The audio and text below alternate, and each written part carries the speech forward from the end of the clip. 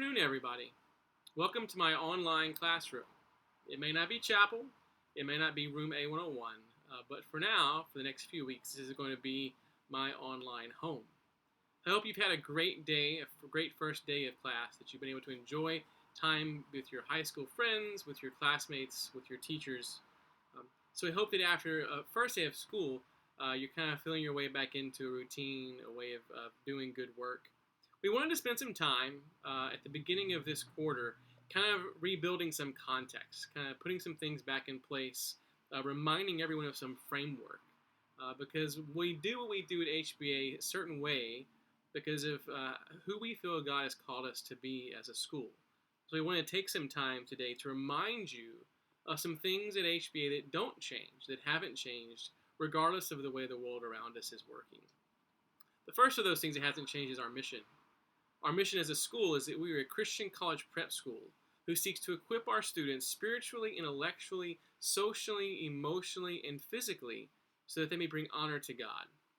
That mission has not and will not change this quarter, forever how long we're in the situation that we're in. Besides that, our ESLers are also the same. Our ESLers are a key way of thinking about the kind of learning we want to do, but also about the kind of people we want to be, that we want to become. Our ESLers begin by saying that believing Jesus to be the way, the truth, and the life, we join God in the formation of people and the transformation of the world.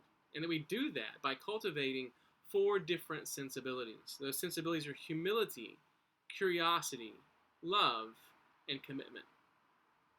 The ESLer of commitment came across my mind last week as I was kind of, like lots of other people, I was watching the news, I was following Twitter, I was seeing what was going on in the world, and I saw on Twitter one time, I forget who said it, but someone said, well, it looks like we're all concerned about the common good now. And when I heard the phrase the common good, I was reminded of our ESLer of commitment. Because our ESLer of commitment states that commitment is our response to God's plan of restoration. That commitment is about how we retell God's story as we work for the common good. And so we exist in a time and a place and a moment where this idea of bearing witness to the story of Jesus by the things that we do as they impact the world around us is really, really important. Another thing that came to mind over the last couple of weeks as I kind of processed what was going on in our current moment was something that C.S. Lewis talked about many, many years ago. C.S. Lewis was a writer. He actually fought in World War I. By the time World War II came around, he was a professor, and he was speaking to lots of different people in lots of different ways. And he had an essay or a sermon that he gave, because as a teacher, he's like, why teach? Why do we learn when it looks like the world is falling apart? Which is a pretty good question to ask. And he says this is kind of a way of getting some perspective. He says, for this reason, I think it important to try to see the present calamity in a true perspective.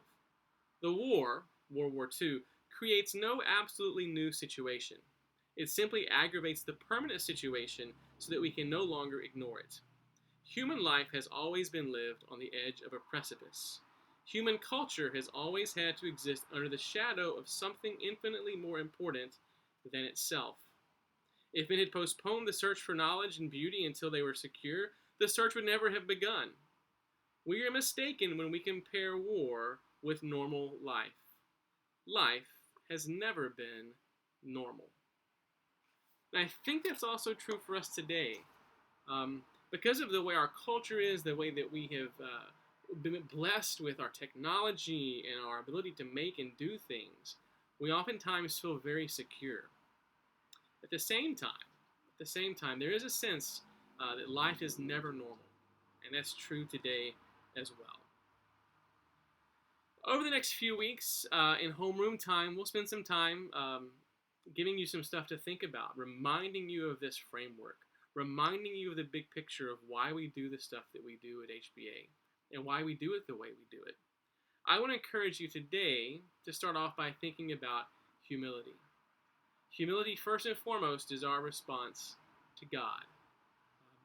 And so over the next few days, as we get into the groove of our classes, as we get into the groove of being with each other again in some very different ways, I want to encourage you to begin each day praying acknowledging God for who He is, reminding ourselves that He is bigger and better than we could ever imagine, and that can bring us great comfort in a time of uncertainty.